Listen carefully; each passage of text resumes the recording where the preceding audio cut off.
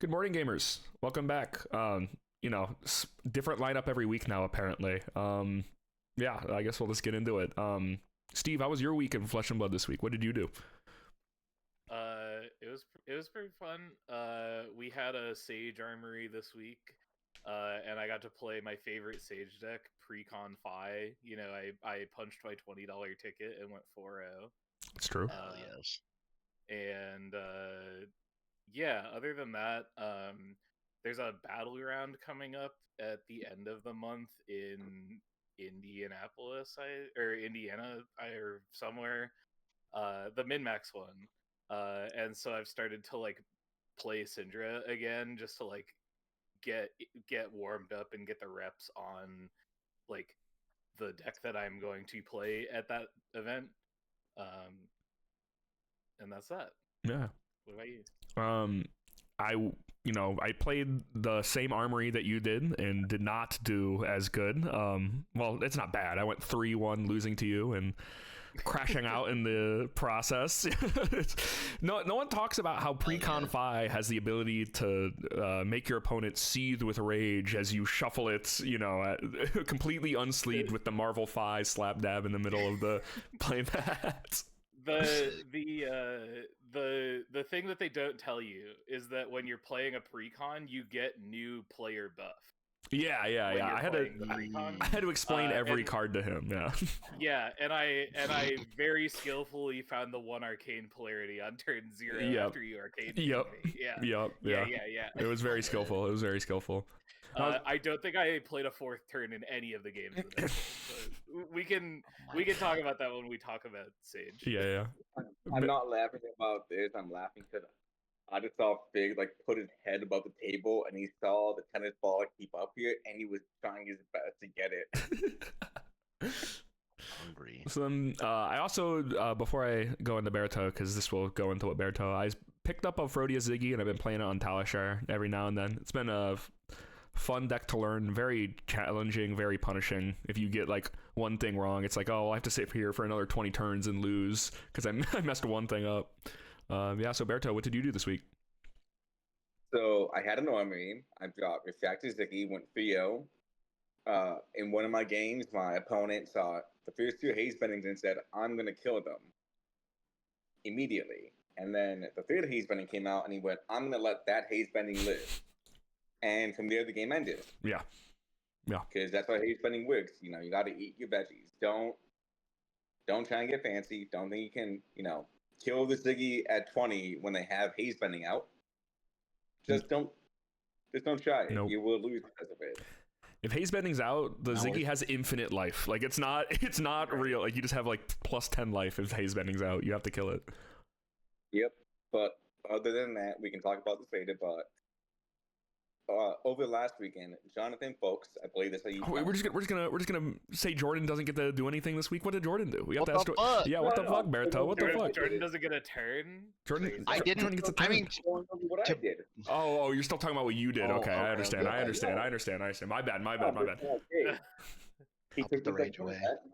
He took Aphro Zyggy to an event where Aphro Zyggy won the event, and I've been playing that game, testing out some different things, and been having a blast. Jordan, what did you do? He hit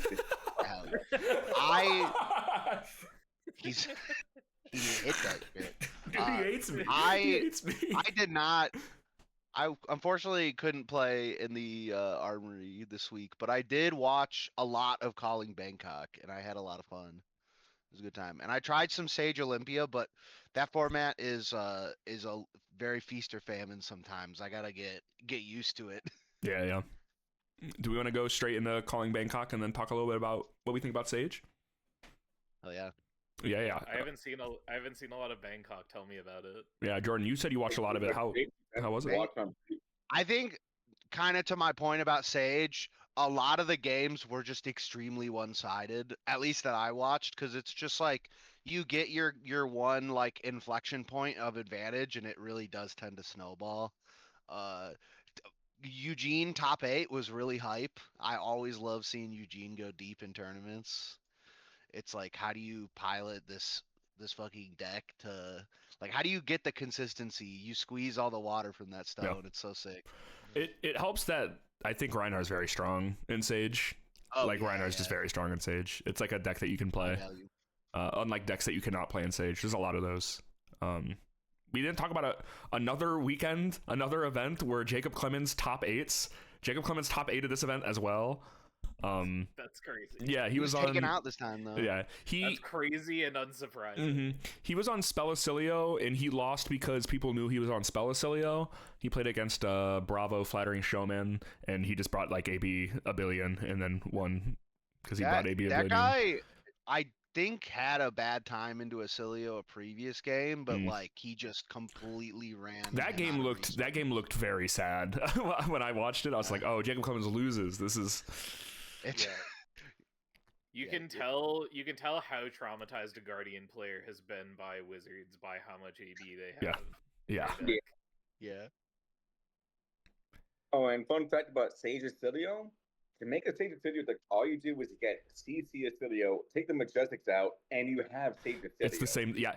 Every version too, because there's also like the aggro version that exists. It's just the same deck. Like you don't make any change. Yeah, when we were at Nats in Minneapolis, in the Sage event for the Razor Reflex promo, I went 3-1 also with Precon Phi, where my one loss was to a Spell Acilio deck that was exactly what you just described, and like I beat 2 Blazes like no problem. Acilio just is so crazy. Yeah, in that format. Very, very strong.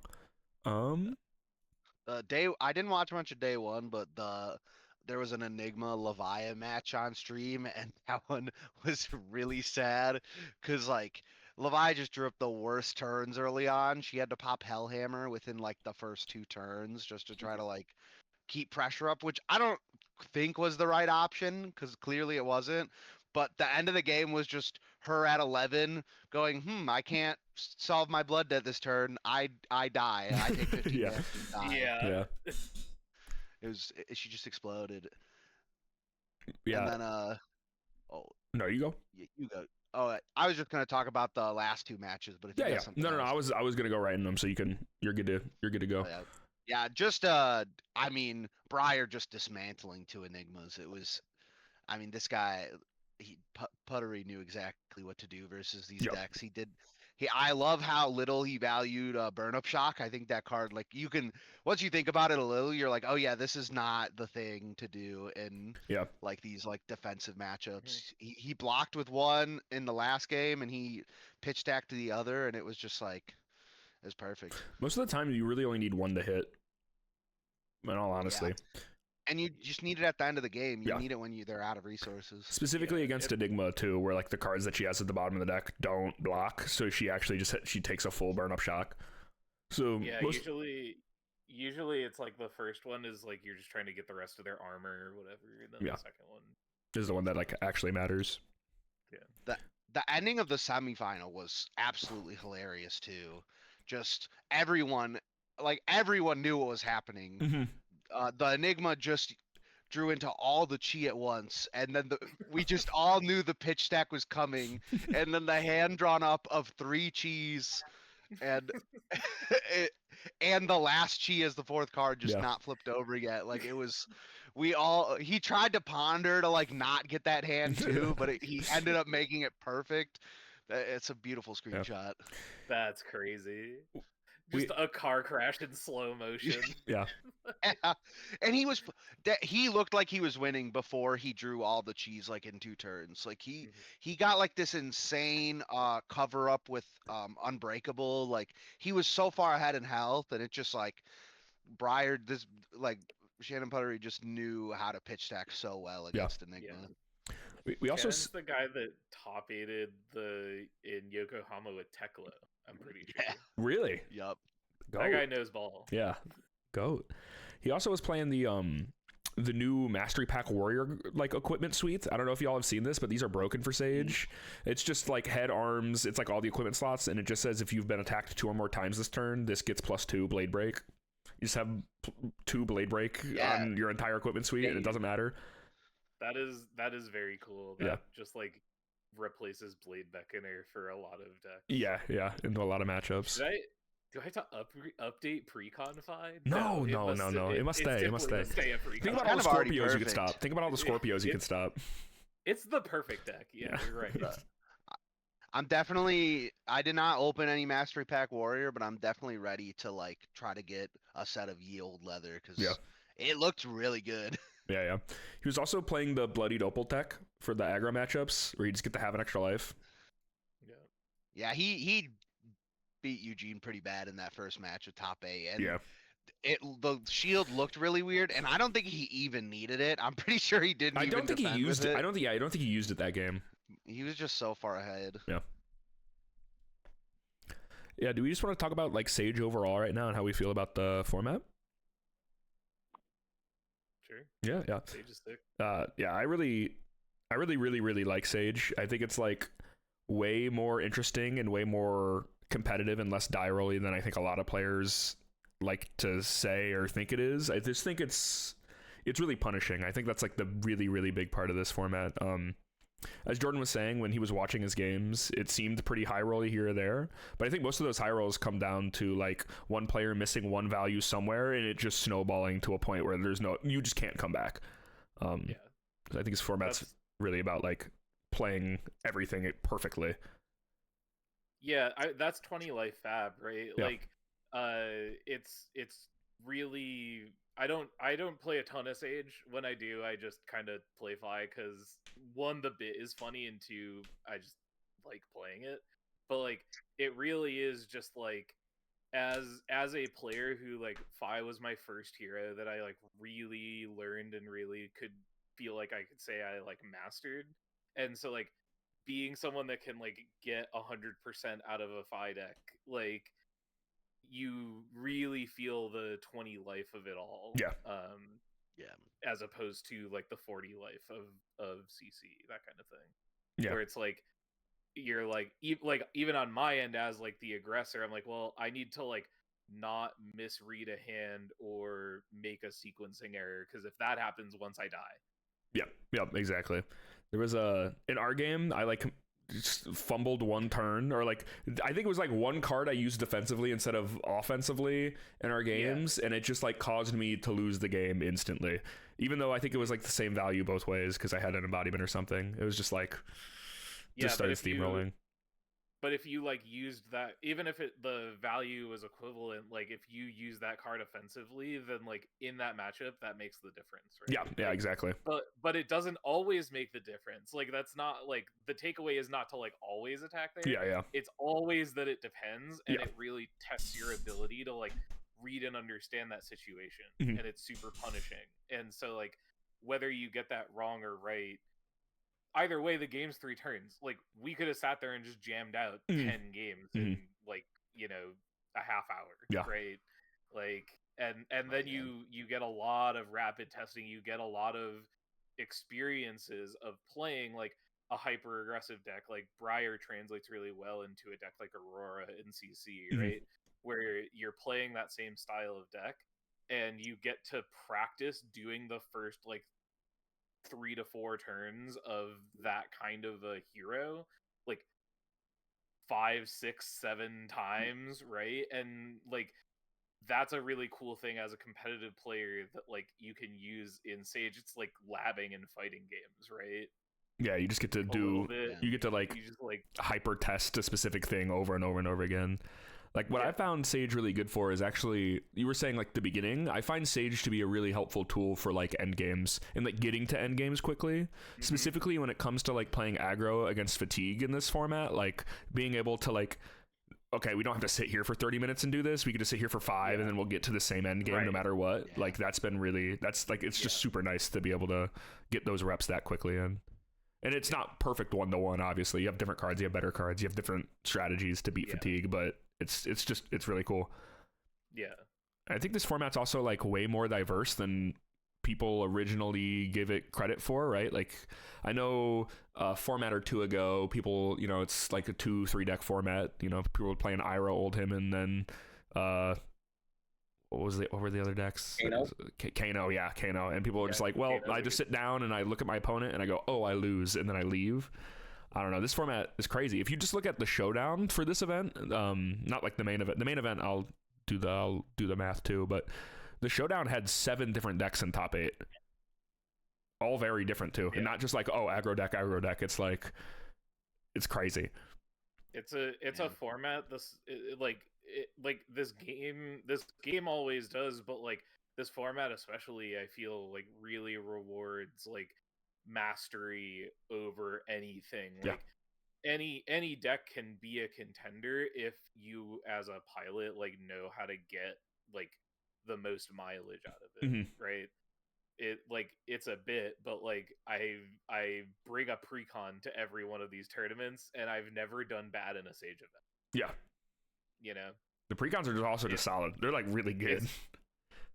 It's I think as a new player, like acquisition / just getting people used to the ropes tool, it's incredible. Like it makes the game like really easy to like just punch your $20 ticket, right, and just like start going to events and losing and learning.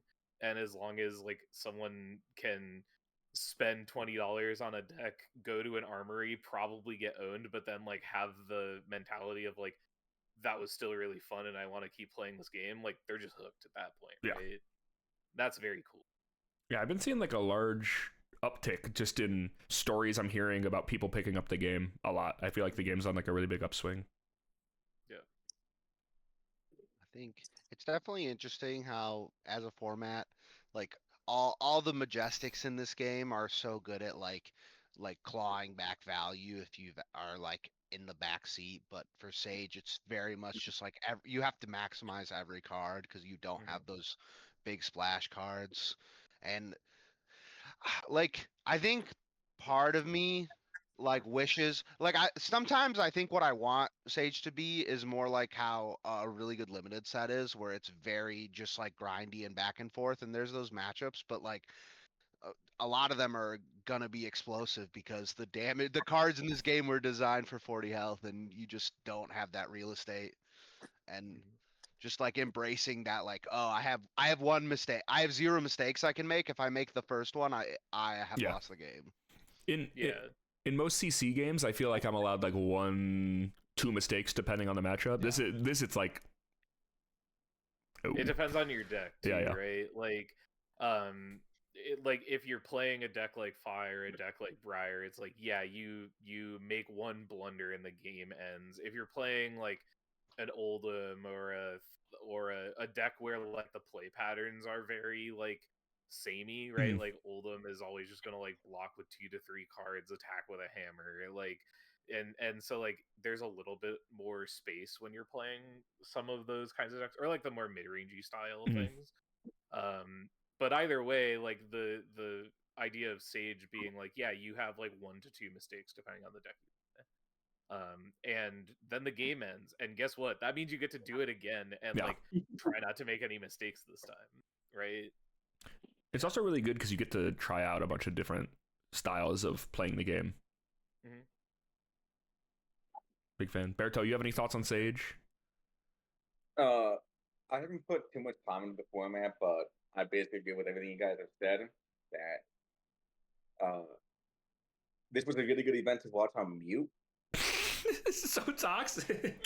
Immediately so toxic. I love being toxic. This guy loves being toxic. I will say though, there was a lot of variety in that Sunday showdown, but 5 elemental heroes. We don't need to shrub.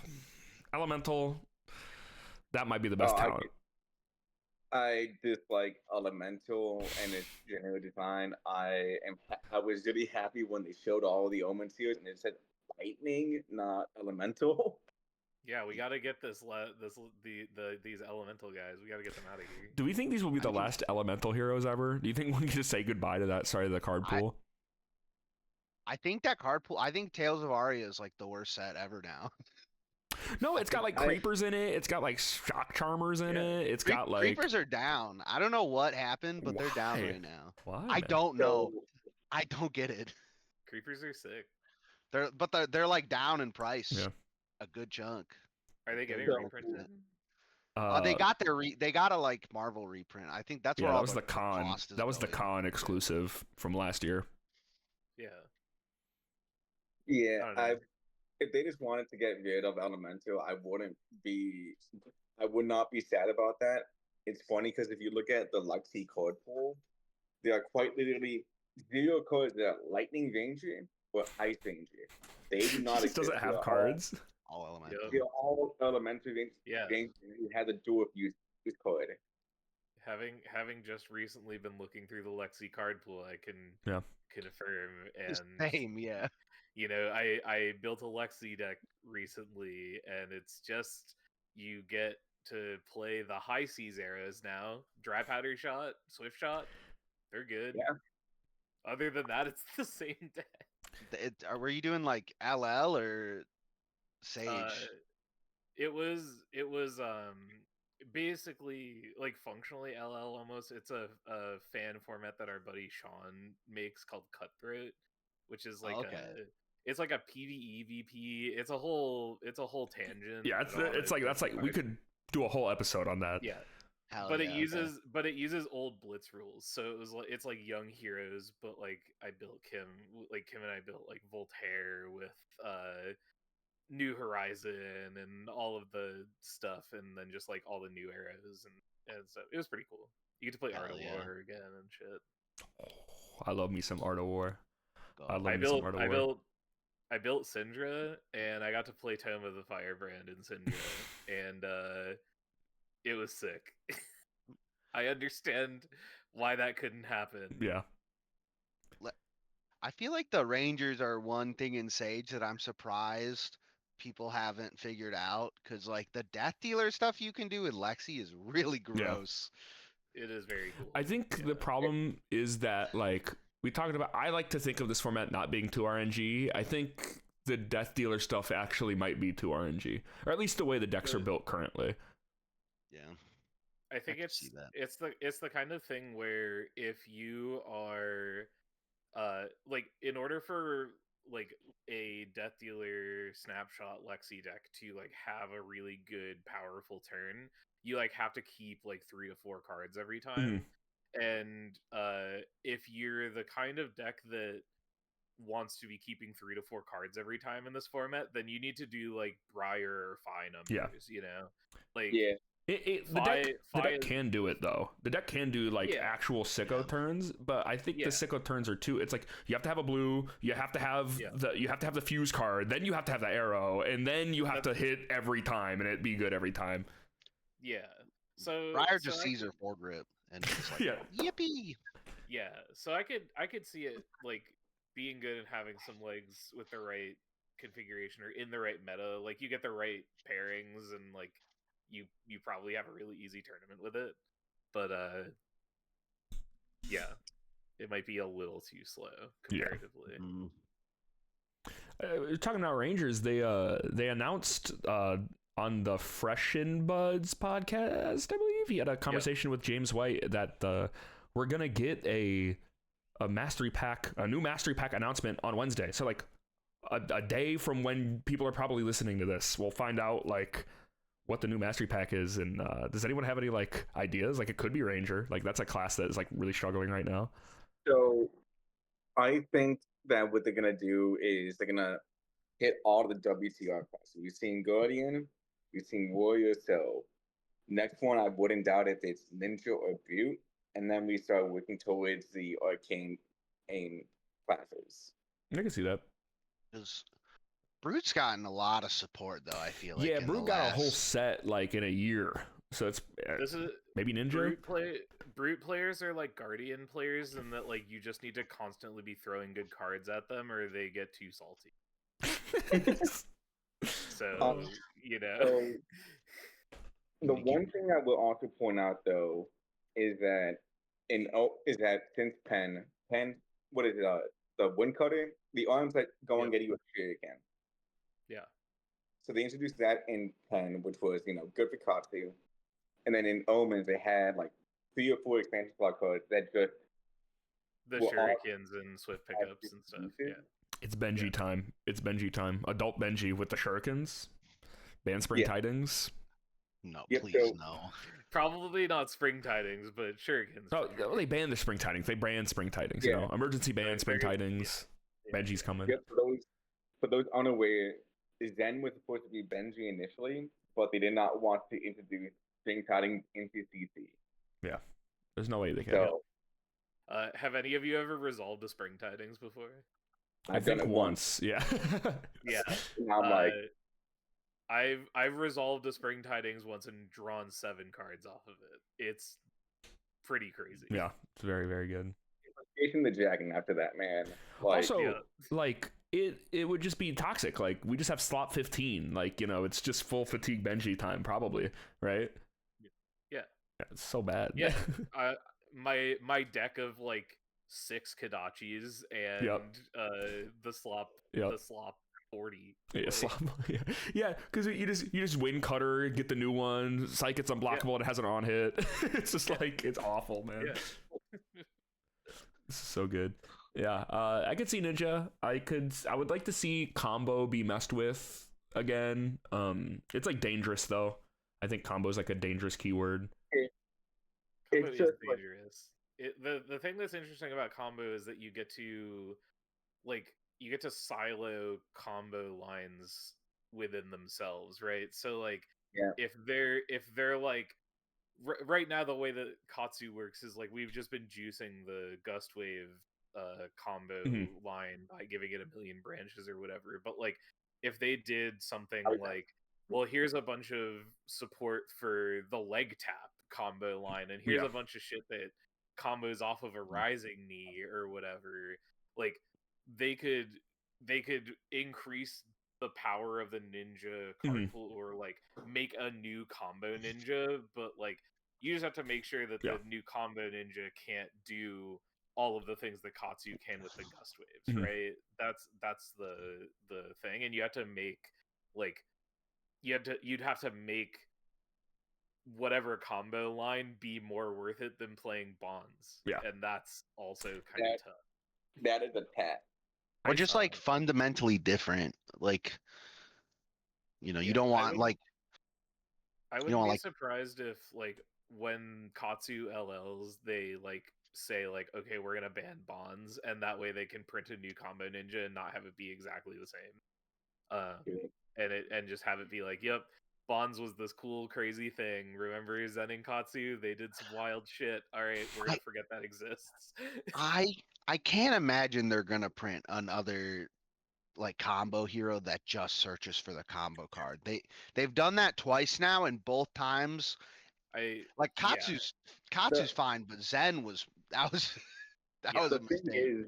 is that like combo to actually make combo really work, You have to have a searcher. You can't. you have a shooter. I don't think that's true. I think that the way that you do it is you have a very wide pool of things that can combo. So like 100 wins is an example. Yeah. Of like Yeah. you can play an Ira based 100 wins deck and have it like function and be good. So I think like the way they do a new combo ninja, my like shot in the dark, is like they make the hero ability be able to affect the name of a thing, and then you get to make Yeah. that. Okay, that'd be you cool. get to- Yeah. and then you get to make that ninja do like this hyper specific thing, right? Because it's like this is the hero text. He like interacts with this like Once per turn, pay X. I don't know what the section X of would the- be. Yeah. like interacts with just this section of the ninja card pool or whatever. Yeah. I think it would be cool if it was like once per turn, pay resource X card on the combat chain is you give it a name. You just pick a name. Yeah. I think that could be really cool. Yeah. You could Also, that could get really broken really quick. The Oh, of first- course. You gotta be very careful. You have to either make that cost 3 or like you gotta be very careful. Otherwise, then it's Flood of Force time. We're just playing Flood of Force. Right. We're playing 100 wins, naming it, open the center, and we're just Flood Bonds of of ancestry. My like first initial thoughts were like you shrink down searching, so like either like an opt ninja or a like top 5 ninja. Sure. Or Oh, like you get to like impulse for a combo card. A gifts ungiven ninja could be really Okay, fucking cool. Okay, That- yeah. That could Look, be fun. I joke with Magic players when I'm like telling them about this game, and I'm like telling them about the decks that I play. Every time I talk about Katsu, I'm like, he's birthing pod. So like Yeah. we've had the birthing pod ninja. Let's get like the collected company ninja. You know? Oh my, okay, So- that could be good. Wait, do you guys know what Gifts Ungiven is? I, I love that. card. you have to realize I'm the only. I don't know. Oh, it's I know like Holy. pithing needle. Okay. so I know okay. I'm gonna explain Gifts Ungiven bird really of fast. paradise. I think that's it. You search for 4 cards in your deck, and your opponent picks 2 of them that you get to keep. So it's a mini game of like, does my Yeah, yeah. opponent know which 2 cards are actually the important ones? Yeah, yeah, And which Or, 2 like, do I want, or do I want all 4 in the graveyard? That's also just broken. yeah. That's No, Shadow so Ninja. That's only Shadow Ninja. Go to the Yeah. graveyard, but the way that Gift and Given tends to be used, either just going to get 2 cards, they will both go into the graveyard no matter what. Mm. So getting a combination of 4 cards where it does not matter what they give you. Yeah, yeah. It just doesn't you will matter. be able to small. Yeah. There's like, I mean, there's like definitely like simpler lines, but like the just grabbing 4 and being like, figure it out, man, is so hype. Yeah. Yeah. Yeah. And also, I feel like now that I think about it, it's possible that they can do combo lines with the shurikens. So you have these items that are hidden plans. Oh, that could be. Yeah, that could be like a really cool way to do it. It's like, sure, if you have Yeah. this shuriken, then you play with this, and then the combos. That would be really cool. Yeah. Ooh, that could be fun. Or it could be combos with a shuriken or combos with an item, and we could Yeah. just get like a tool ninja that like Oh. has a couple of different. Oh, don't items. tease me! Don't tease me! Oh. Don't tease me with Toolbox Ninja! Don't We do it, get- Steve. We We're get 10-10. cooking. Look, you had me on and started getting me to yap about ninja. I What do you know. I expect? know. This is setting ourselves. We are setting ourselves up for disappointment with this. Oh, of 'cause this course was we are. Of course we are. We gotta get, Yeah. Mastery Pack Runeblade is gonna go so hard. Yeah, though. man. I'm really looking forward to that announcement. I will say though, they don't have like a young ranger to like pull into CC, right? But like Mastery Pack Ranger just to get another hero into CC would be kind of nice. Yeah. It is just Marlin, right? And there's only like 4 total, so it's really Riptide. not. Did you forget about Oh, the big that green guy's man in the not real, room? man. That guy's not One real. more. I mean, they could one do- More, all he needs one more. He needs one more majestic I mean- trap that does everything. That's what he needs. He needs that. They could also do something like Mastery Pack Ranger Armory deck, like Riptide. you know, Lexi, Oh. like Lexi's back or whatever. I'm saying that to make Kim stare at me across the room. I see.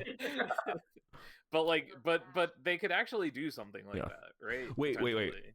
So it might be Mastery Pack Ranger because if you think about it, Brian Gottlieb is making this set. Yeah. Codex. Yeah. You know what I'm saying? True. It's the Codex. True, They- true, yeah, They yeah. print Lexi, but in Ice Lightning, and they have to reprint all of her arrows. Yeah, she just doesn't have any of the old arrows. Yeah, You just gotta Like Yeah, they You do. can make Well, they them could like do. you They can play could again. do like they could do a pure like lightning version, and then print a bunch of lightning ranger shit, and then it's like, okay, you have the lightning ranger stuff that we just gave you, and like here's a whole set that just came out of like busted lightning cards that you can mess around with, like. That'd be a nice extension, yeah.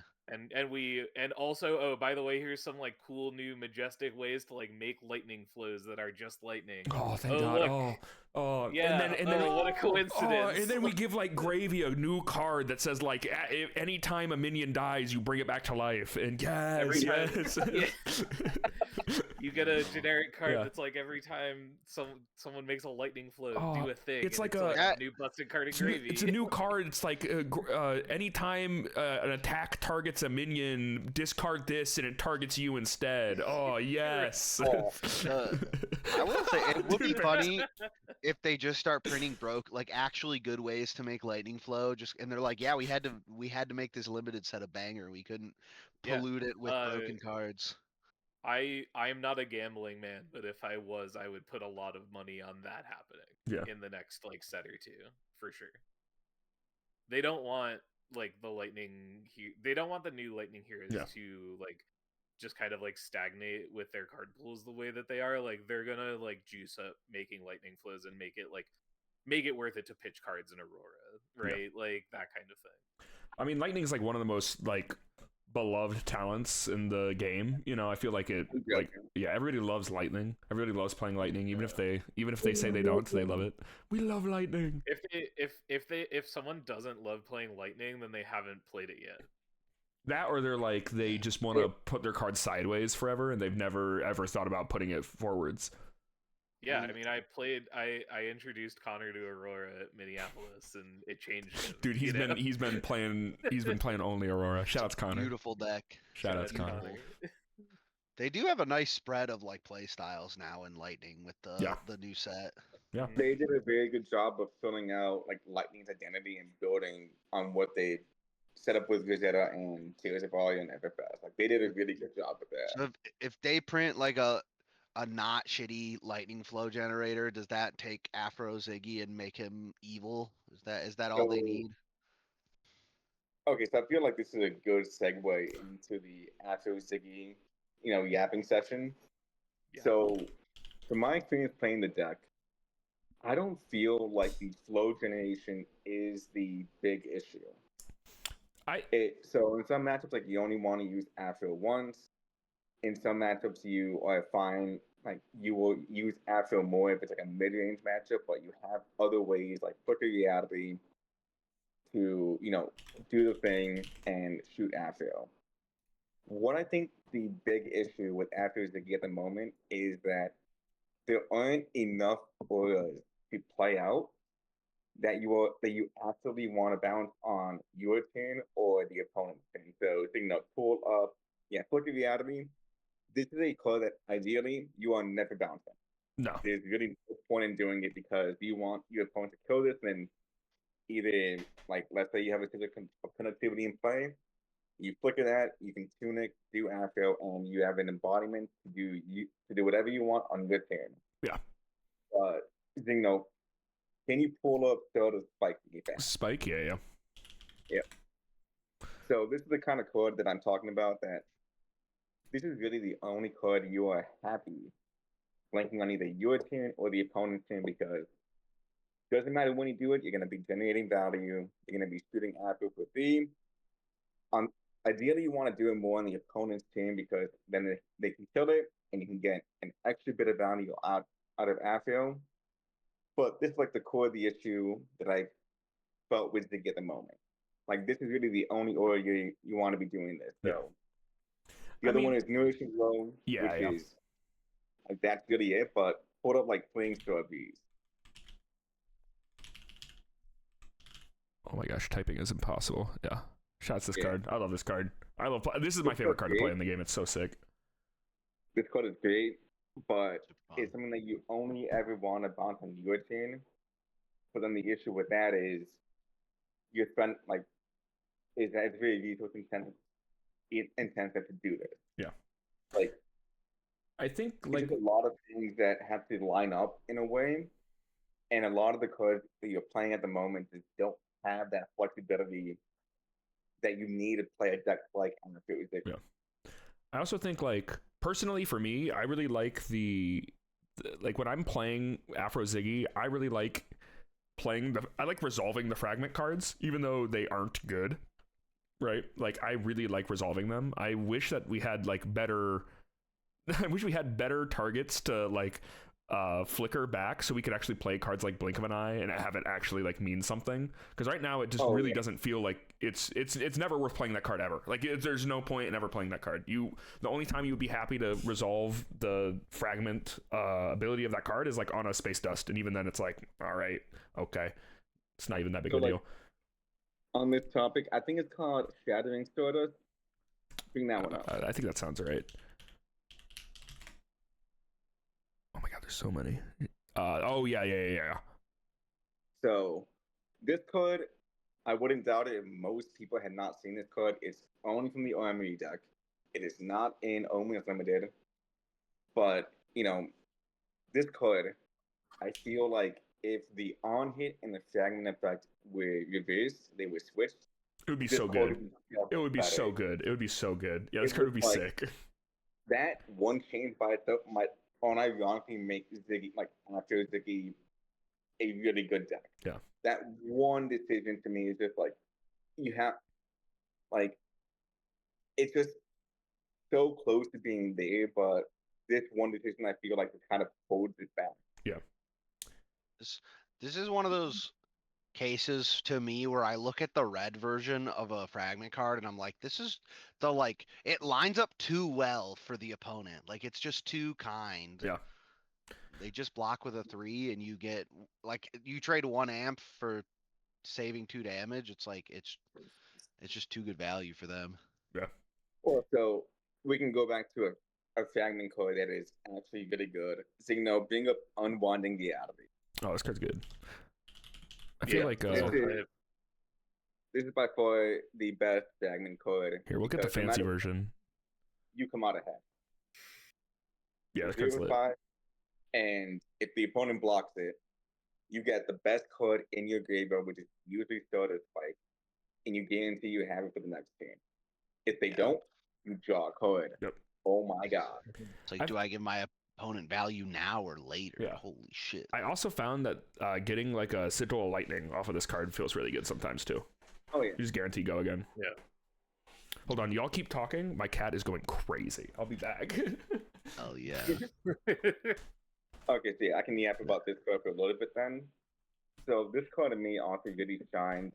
Well, like, it's kind of been the author, and the more I play it, the more I like it. So against like aggro decks, when both opponents are low in life, let's say they're at like 10. Mm-hmm. This is a card that, in a lot of ways, they're priced into blocking because you have the we call them the Sneaker Striders in Aphrodite, where if they block this, they are A, giving up a card at that point in the game, which is big, and B, giving you like a nourishing glow to gain in life or a Starter Spike that can potentially kill them later on. But like overall, this card just stands out, even in late game scenarios against more mid-range fatigue decks. Just being able to do this and like getting a creative space stuff back. Is this the card is this the kind of card that you're gonna like pitch early? It depends. And then have it around for the late game. We still talking about Unwinding Finality. Yeah. This is one that like it kind of depends on the situation. Like sometimes you just want to get ahead, gain some tempo, and other times you do just want to put it to the bottom for late game. It's also a card that works incredibly well playing Starbreeze. Yeah. It's really like a damned if you do, damned if you don't situation in a lot of situations. Super. This is just like Giga Snatch. Yeah. When you have go, I want them to make a 0 for this is too broke. This card is too broken. What I'm about to say is too broken. I hope everybody understands this. I want a card that's like 0 for 5 fragment. On fragment, make a ponder token. I just want that. I know that's broken. I know they'll never print that. It's too good value. But like maybe I feel we like could do something. You could have that if the hat didn't exist. But I want the hat. I want to use the hat. Yeah. I just want to use the hat. Yeah. Maybe you make it one of the 2 for 7. Maybe you make it one of the 2 for 7 fragments and make it like on hit. Berta, real quick, do you think Shattering Stardust would have been better as a 2 for 7? Because I feel like it's a weird card to have as a 0 for 5 in my mind. If it was a 2 for 7, is quality worse than Blinking when I have, for being honest. I mean, then it amps 2 usually, and it gets. So the issue with fits with Aphrodite. So the issue with that is you don't necessarily have a way to actually use the amp.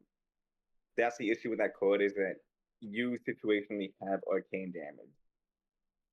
So like the reason that Blinking when I works is that you present 7 damage and the opponent either blocks in and blocks, and if they do, you have whatever you have in hand to get that guaranteed fragment, which is where Shattering Stardust kind of falls flat.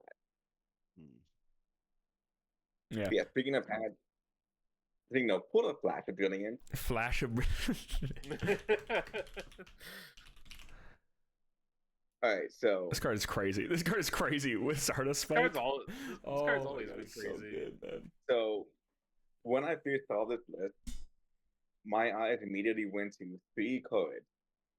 This Scissor of Lightning, Scissor Conductivity, and Flash of Brilliant. I think it's important real quick to disclose that Berto is the most degenerate like bounce. I want to bounce every card back into my hand and play it 8,000 times. Player of all time. This is a very important thing. We were working on a Sage bounce to like Blast to Oblivion bounce Aurora deck for a long time, trying to bounce the sigil that pings. Briar. Was it Briar? Did we switch it to Briar? Always Briar. It was always Briar. Like, just some additional info. My crowning achievement with the studio before the bans was sending lethal on turn 2 with a sigil of ether ping for 21. I was there for that. That was against Theo, right? Yes. Yeah. Dude, it was crazy because we mathed it out. You were dead no matter what the next turn anyway. Like, if you did not kill him, you lost the game. Yeah, so I feel like this. So when I first saw Ziggy's ability in Aphidius, my mind really did go to those figures initially. But when people got the full core list, for whatever reason, they really weren't focused on like the sigil plan and Flash of Brilliance. And that's kind of where this list has set itself apart to me. So the big thing is physical connectivity. When people say sip, they usually focus on the start and play for it. They don't really mention the sit and play, which is just as important. Yeah. So connectivity is a very hard to interact with piece of equipment piece that a lot of decks just cannot deal with. And what that card says as in Ziggy is you pick a blue, make an embodiment, deal 2 arcane damage. So in that deck you can play out connectivity, Ziggy. It's now got a hold counter on it. Do your thing. Next turn the opponent goes, they attack you. You block with Flash of Brilliance, bounce the connectivity back, and then you can do the thing again. The other thing is, with Blast to Oblivion, I know that Zyggy has been playing the deck and he's not too sure about Blast to Oblivion. This kind of playline works incredibly well with Blast. Yeah, So, Blast of Oblivion's crazy. I just don't like it feels really like I know it's not true because the card in and of itself is a very flexible card. I just have found that like the hands where I draw it, I'm like, man, I wish this was like a blue 3 block half the time. I'm like, God. But when it works, it's great. I'm not going to deny when it works, it's great. I just think its floor is a little too low. I get what you're saying there. And just for context, this is the one big change I made from Jonathan Folks' list. He has Circular Flow Tide. That card is not good. And he himself said, like, this card sucks. I don't know what to put it in. And my mind went to Blast to Oblivion. But his thing with Blast is that when you do the thing with Ziggy and Connectivity, you play Blast out, and then you play whatever instant you have. That's now a blue you can use to pitch to Phantasmaplasm. That's now blue you can bring the Gauntlet Blast and then bounce it again. Like, it's a very flexible play line that really shows like what the deck can do. So before, I was booting up a game in Talisker up against Apollo. I did the Greaves combo. So what I did was I went Gauntlet Flash, Soda Spike to bounce it, Blast to Oblivion, Physical Connectivity, bouncing Soda Spike, make a resource, Gauntlet Flash, and then using that one extra resource, Mirage and Metamorph. We can't see he's pretending like he's okay. Think about this. What he's really doing is he's like, oh, I get to send a big number after my Gauntlet and Flash combo. He's thinking he's playing Volzar. He's like Miraging Metamorph is like Volzar. No. It's just like Volzar. So instead of getting a really big super bounty off of Volzar, you're getting medium super bounty off a Phantasm attack. It's awesome. So I'm sorry if I missed something you said. Are we using Blast to like reset hollow countered auras? Is that like the idea, like to keep extending those auras? Specifically, I think with Sigil of Conductivity and stuff like that. Yeah, because it's 60 round. Okay. It's another go again source every time. Because like with go again source. Because like with Stardust Spike and stuff, it's like allowing you to keep abusing that. Because like his own internal like loop is like kind of inefficient. I mean, it's very inefficient. They made all of those lightning flow abilities like pretty hard to like just do every turn, like how maybe some old character designs were. So something like Blast, which I feel like you need the action point even less than a lot of other lot of the other decks that like blast, but like just looping those auras again and again is pretty cool. Yeah. Yeah, so to help out with that is pull up Starlight Road and Starlight Road. It might be Starlight Path, but It's Starlight Road. It's the Yu-Gi-Oh card. Yeah. Shout out to Yu-Gi-Oh. oh, I Shoutouts. don't go to Yu-Gi-Oh, I go to Mario Kart. That's that's fair. This card is broken in Yu-Gi-Oh, by the way. It says win the game on it. It's so awesome. So this card also does kind of like in the same spot. It does say the same thing. Like you can go like Blast to Oblivion with an embodiment, play this out, bounce an aura, make another embodiment, do Ghana Flash, just keep on doing that. This deck is very similar to pre-ban Astilio. It is amazing, and at the same time, like Aphrodis is weird because you are doing these things that are inherently underrated to make Aphrodis work. But at the same time, you can at least once per game send 6 arcane on the opponent's turn just by having Stardust Spike in play and 1 blue in hand with a flow. Do your guys' opponents usually bring more than one AB or any AB? It I think at the depends. moment most are bringing in AB1. Some are bringing in AB2 if they're a class that just gets to have an AB2 equipment piece. Yeah.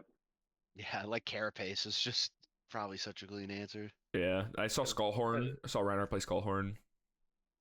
Has this deck like proliferated enough that this is like the version of Ziggy people expect you on? Or are No, they still thinking you're like still on Iris most of the time? I think the consensus Ziggy deck at the moment is Iris Refractor Switchboard. Yeah. I will say this list also, we've talked about this a little bit before, like in our Discord. This list leverages Iris better than the Refractor list leverages Iris. Oh yeah. This list was built with Iris in so this list is Aphrodis and Iris. It's not just Aphrodis only. So you still have a way to like actually beat decks that can block more than like the probably only like 80 damage you have in deck, I think. It's not that much. Yeah.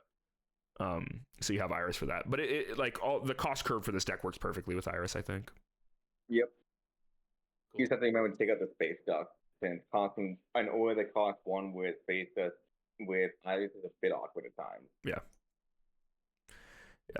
I think this list can like randomly struggle with sideboarding wrong. Like you have to sideboard right every time with this list. I know that sounds weird, but like I was playing against I was playing against a Bolton, and I was like, oh sick, I get to play Aphrodis Ziggy. I'm gonna have such a fun time. And then it was DGA Bolton, and I lost. It was just the game is not playable. Like it's actually the game's just over. That is an issue. Yeah. There's just certain stuff where it's like if your opponent is bringing up a strategy you're not ready for and you sideboard wrong, you do just lose, I think. You mentioned like there's games where you only use Aphrodis like once, and in those matchups it still feels better than having like Refractor out there to just do 5 once. So the thing, in a lot of ways, yes. So our friend Kai, he plays Dio. He's a very good Dio pilot. And I've always felt that as a factor, I used to be going into that matchup, it is like horrible. It's really bad. Like, Dio just goes too wide, presents too much damage, and since you are playing this deck, like playing a deck that requires all these instant auras that don't block, you will naturally get blown up. Like, you need to draw the right sequence and hope they stumble a little bit. And that's how you really win. Playing against Kai with this deck, like he still beat me, but the amount of agency I felt like I had was so much more compared to when I was on Refractor Iris Ziggy. Because if you actually, when things line up well, you actually do have that damage output to keep up with them and put them into a game where they have to care about a Godius. This absolutely tracks for me as someone who, like, I don't have a lot of experience with Ziggy, but as like an aggro player, like the scariest like mid-range or fatigue decks are the ones that are like smacking you, right? Like as a Syndra player, if I'm playing against like a Jarl trying to fatigue me, like I'm very confident in my ability to win with that. But like if I'm playing against a Jarl that's just like slamming me with Felling of the Crowns It's and so good, man. you know, I all that, wonder, like then it becomes like a much more difficult matchup because you're on a clock. And so having a deck that like a deck that play like Ziggy with Aphro, but it's like you do the Stormstriders thing and you have a lot of these aggressive like blast to oblivion lines, or like giving all of your like 0 for 5 fragments go again and stuff, and it's like you're able to pressure and race, but like the aggro decks at 5 less life than you, like that is a very powerful like thing to be able to swap into for an illusionist that can also just do the illusionist thing into the matchups where that just wins you the game. Like this deck also just loves going Tunic, Mirage, and Metamorph. So good.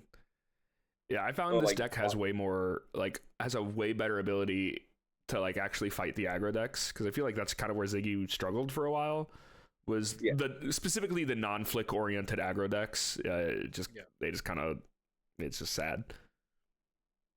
And my thing is that, like, this deck is still being developed. Yeah. Oh yeah. You can tell if you play this deck if you go and steal Jonathan Folk's list, or Berto. Do you mind if we put your version of the list in the? We could put your list in the description. If you play this list, you can tell that there's still like half of the cards in the deck could be anything else. Like it still feels like very early on in discovering this deck. Lots of room to grow. Oh yeah, that's cool. The one card that I'm still like wondering, like, when do I bring you in is the blue clear consciences. Yeah, I want to play them. I want to cast Clear Conscience. You can't fit them. I would rather have like the 0/5 Shattering Flow Tide in this matchup. Yeah. Like against mid-range decks, you're gonna hit 2 cards, and like the good thing about Clear Conscience is that no matter what, it's a card from their hand. Yeah. Like they have to give at least one and some armor to actually prevent it from hitting. You probably play it in the DL, right? You probably play it in the matchups like that, where you need to strip cards from their hands every turn. The blue block theme, good. Yeah. Oh, I want to play red Clear Conscience. That card is such a house and sage. That card is so sick. That card is a menace. Yeah, 3 for 8. You have to block. You give me your whole hand. It's so good. Felling of the Crown? That's crazy. Yeah, it's like Felling of the Crown. Do you think one card I do also want to test out is Essence of Ancestry Body? Oh, shout out to that card. That card's always so broken, man. Body blue or red? It's the red one, but like that card is just a house. It's body, mind, soul. Yeah, it's body, mind, and soul. Yeah, like you play that card into an aggro deck that is all red, and they go, "Oh, my bad."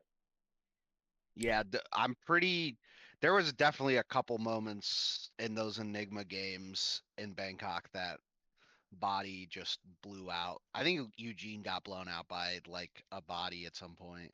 Yeah, this card's ridiculous. Maybe it was that Leviah game actually. Steve is there like, why did you bring this card up? Do you think Ziggy is like cards a house? It's always been so broken. There's like this genuine question I have though with Ziggy. It's like Ziggy doesn't have a mirror guide type of card at all. Like just there's none in the deck, and the closest thing that you have to it is like Gone in a Flash. Yeah. You're manifesting it right now because they talked about how they're going to support this character. And mirror guy. And in my opinion, is like they didn't print the mirror guy type card because they didn't want another mirror guy situation in limited where it's I opened the mirror guy. I guess I'm 3-0ing the pod. Like it's I mean, They were Yeah, clearly they're- with that set trying not they're to make gonna- another gravy. Yeah, they're gonna do some like this guy's gonna get like a really messed up card in the next set or two. Yeah. For Yeah. sure. Like when I was playing this deck, and I'm like, oh, they're gonna support this kind of archetype even more, Yeah. and I'm like, I think that this deck is really like good as is. Yeah, I've been playing a lot of Aurora, but like I've been pitching and playing like Channel Thunderstep, and it's like a bit slower, more mid range. But we're doing like I'm doing stuff like playing Nimbies with Go again to get blue Nimbies to then like attack with CNCs and stuff like that, and like that style of Aurora feels very cool, and a lot. I feel like there's gonna be support for something that does that. You got to give CNC a go again so you can attack with your Scorpio afterwards. You have to find it. You have to play like Fry, then Nimby, Blue Nimby, Pace, Channel Lightning Step, and then you gotta. Right. Sometime you'll find a way. The version that plays CNC plays Dread Scythe. Oh man! Oh man! That giving was a many discussion. CNC go again in this deck. Giving CNC go again, like that card could say this card cannot get go again under any circumstance. CNC would go again. If Mocha was on here, he beating up- would tell you how CNC would go again's bad, but I think he's wrong. Are you beating up fatigue? Oh yeah. Yeah. My yeah. whole deck is built around pitching, right? Because I want to. The whole bit is I want to keep Channel Thunderstep around for as long as possible. So like Hell yes. all of the yellows and blues are lightning, and I'm pitching like 2 to 3 of them a turn. Oh, And you just get to do some like really above rate stuff when you can give everything go again. Oh yeah, so Anyway, I do want to bring up one last thing with this deck. So, bring up Blur Reality. Blur reality. Yes. Hold on, like my hands forgot to exist. You can keep talking. So this is a card from the Armory deck. I've never seen this card in my life. Yeah, so it is a blue instant that costs nothing, and all it does is you have an aura on the board, you blink it, and it comes back with a holo counter. oh, this card's broken. This is a card that I can see being really good one day when we This get card, all- everyone's gonna be complaining about this card in a year. Yes. Star But actually, Starfield under- Spike with this? Yep. That's nasty. There'll be Oh, some no, that's there'll what be I'm some thinking about. bullshit way that you flicker Stardust Spike 5 times in one turn on accident and amp 5 I mean, and then so- kill them. But just Oh, doing it how- once, it's like How a do you know one how it's card. gonna happen? You're gonna have Flash of Goodings. You're gonna have this card. Plutonic Starplate is also a CC legal card at the moment. So Yeah. this Starplate pays for abilities by itself, fixing a really big issue with the deck at the moment. Yeah. Yeah. This deck is going to be not now, but maybe not even with the next set when we get that whatever support they have for Zyggy. But one day this will be people will hate this so much. Yeah, that's what I mean. Everyone's gonna be complaining about this card in a year.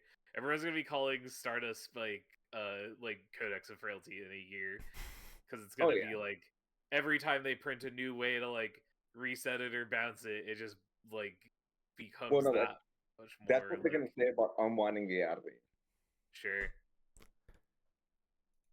Yeah, Yep. and I don't think I knew Jordan or Steve at this point when the Studio Fears came out, but Zigno can attest that I was on the Studio chain early on, and they said the moment they give this dude a zero cost shock, it is game over. Dude, I remember when they printed the zero cost shock and it blocked for 3. We were like, what are they doing? What are they doing, man? It Insane. blocks for 3. That was a combo breaker, and I was staring at that picture for the entire weekend. You were it's just Drooling. oh, fuck. Oh, Wait, zero cost I shock. had one more Ziggy question. Have you played against Spell Void Syndra with the dagger? No, I think that they just naturally bring Right, in I think most they- yeah. daggers. Most Ziggy Okay. most Ziggy versions don't really present enough AB and enough arcane for the dagger to really matter. That'll be an interesting GOC Yeah. choice one day when You think- Aphrodite Ziggy You think is- Aphrodite Ziggy and Syndra are going to exist at the same time? They might I be mean, a week. It's possible. It's too bad we don't know any Syndra players, Yeah, there's no Syndra players. They don't exist. Yeah. Is there anything else we want to talk about? We didn't talk about the Hala who won the battleground without any of her cards. Oh, yeah, And then the Hala that won the battleground with all her cards. We just we end this podcast with all of us pretending to eat a big bowl of slop. That's Was it just a slop deck? It's slop 15. Let's which go. like how do you play that deck without doing slop 15 at that point? Like before the cards. There's not enough cards to put in the deck. It's so crazy that they made Warriors cool and some guy went one last ride with this bullshit. Yeah, it's the same as the Great Axe Fang that top aided or whatever, right? Like some people are just like soulless. So hungry. Oh, yeah. I think that's good then. No more last remarks. No more last remarks. All right, cool. I think. Oh wait. Yeah, nothing. Yeah, Okay. Yeah, we can. Wait, bye. Bye. Thanks everyone for watching. Thank you. Bye.